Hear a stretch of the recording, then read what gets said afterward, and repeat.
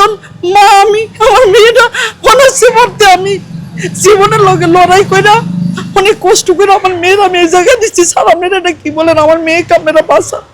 আমার মেয়ে কিভাবে মারা গেছে? আমার মেয়ে তো সুস্থ ছিল, আমার মেয়ে কিভাবে মারা গেছে স্যার? এরপরে ওদের কষাইগিরির দেখা আমি আমার মেয়েটা যখন মারা গেছে, আমার মেয়েটারে যখন নিয়ে যাবো, আমি তো অনেক কান্নাকাটি করে আমি তো বেহুশ। আমার এমন মেয়ে মারা গেল।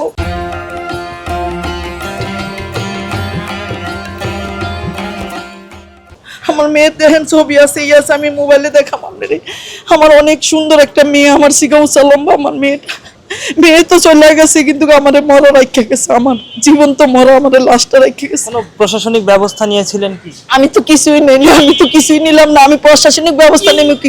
আমি ওদের কাছ থেকে তখন আমি বলছি যে আমার মেয়ে যেমন মারা গেছে, এটা মেয়ে হয়তো মারা গেছে কিভাবে কি রাত আল্লাহ পাক জানে, যাক আমি তারপরে এটা মাইনে গেছি। ওদের যে কসাইখানা, এইটা আমি এই বীরমন্ডে আমি বলতে আসছি। এখানে গত জুন মাসের 11 তারিখে আমার মেয়ের নিয়ে আমি হসপিটাল আসছিলাম। আমি একজন ভুক্তভোগী, অব্যবস্থার কারণে আমার মেয়ে মারা গেছে। আমি একটা নার্স কাছে পাই নাই। আমি আমার মেয়ের বাচ্চা যখন হইব আমি নার্সেকেও ডাকতেছি, নার্সেরা আমার মেয়ের কাছে আসে না। বাথরুমে আমার মেয়ে গেছে, আমার মেয়ের বাচ্চা এই মুহূর্তে হবে, এই মুহূর্তে নার্সেরা আমার মেয়ের কাছে নাই। আমার মেয়ে বাথরুমে, ও তো বুঝে না, ও তো প্রথম বাচ্চা, ও বুঝে না, ও প্রথম বাচ্চা, ও বাথরুম মনে করছে ও বাথরুমে গেছে, ওখানে যাই ও অজ্ঞান হয়ে পড়ে গেছে। কোনো নার্স ডাকি কেউ আসে না আমার মেয়ের কাছে। পরে আমার মেয়েরা আনলো, আইনার পরে আমার মেয়েরে ওই যে করছে, ওটি রুমে নিল আমার মেয়েরে।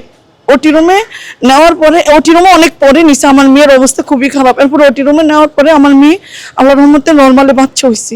নর্মালে বাচ্চা হওয়ার পরে আমার মেয়ে মনে করেন আমার মেয়ে বাচ্চা হওয়ার পরে আল্লাহ দিলে সুস্থ মারা গেছে। এই যে 8 দিন হসপিটালে আনছি, আমার মেয়ে সুস্থ। আমার মেয়ে জামাইয়ের সাথে কথা বললো, খাবার খাইবো, বাসায় যাইবো।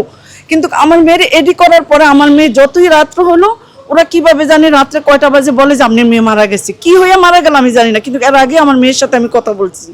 আমার মেয়ের সাথে কথা বলছি, আমার মেয়ের আমি দেখছি আমার মেয়ে মাথা চুলকাইতেছে, ঘুমাইতেছে। আমি একটু চাইছি কাছে যে কথা বলতে দেয় নাই, কিন্তু জামাইয়ের সাথে কথা বলছে। জামাইরা বলছে যে আমার তো ভালো লাগে না এখানে, আমার বাসায় নিয়ে যাও, আবার আমার ক্ষুধা লাগছে, আমার খাবার দাও। আমার মেয়ে এডিও বলছে। বলার পরে ওরা অবজারভেশনে কি কারণে আমার মেয়েরে নিচে জানি না, নেওয়ার পরে আমারে রাত্রে 3টা বাজে আমারে বলে যে আপনার মেয়ে তো মারা গেছে। কিভাবে আমার মেয়ে মারা গেছে স্যার, এটা কি বলেন? আমি তো অনেক কষ্ট করে আমার মেয়েরে বড় করছি।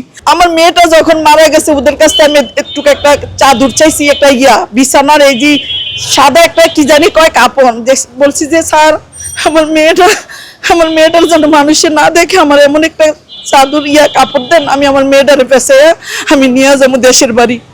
আমার অনার্সে বলুন না মেয়ে, আমি অনেক জীবনের লোকে লড়াই করা, কষ্ট করা আমার মেয়েটার আমি অনার্স পর্যন্ত দিছি, বিয়ে দিছি, আল্লাহর হুকুম হয়েছে। আপনারা আমার মেয়েরে কিভাবে মারছেন, কিন্তু আমার মেয়েরে একটা চাদর দেন, আমার মেয়ে যেন লাশটা যেন আমি ঘুরে নিতে পারি। এই লাশটা ঘোরার জন্য আমি ওদের কাছ থেকে একটা চাদর পাই নাই। ওরা আমার দূর করে কখন মেডিকেলতে তাড়াইবো, ওরা এই চিন্তাই করছে। হ্যাঁ, আমার ভুল চিকিৎসা। আমার মেয়ে যেখানে কথা বললো, আমার মেয়েরে সিডি দিলে হয়তো আমরা একটা ফল খাওয়াইতাম রক্ত জন্য। আমার মেয়ে তলা দিলে নর্মালি বাচ্চা হওয়ার পর আমার মেয়ে পুরোপুরি সুস্থ। আমার মেয়ে কথা বললো যে আমার বাসায় নিয়ে যাও। তাদের অবহেলা বা তাদের ভুল চিকিৎসা আমার মেয়ে মারা গেছে, তাদের অবহেলা। এই জন্য তো আমি আসছি। আমি একজন ভুক্তভোগী। এই 8 দিন হসপিটালের আমি আল্লাহর কাছে চাইছি যে আল্লাহ 8 দিন হসপিটালের বিচার তুমি করো। আমি কষ্ট করে আমার মেয়েদের পড়াশোনা করাই আমি একটুকে আনছি, আমার মেয়ে আজকে নাই। এই 8 দিন হসপিটালের ব্যবস্থা আল্লাহ তুমি নিও। আমি এই ব্যবস্থাটা পাই আল্লাহর কাছে অনেক খুশি হয়েছি। তারপর আমি দেখছি পরশুদিন আমার মতন একজন ভুক্তভোগী আসছে, আমি আজকে সেই কারণে আপনাদের কাছে আসছি।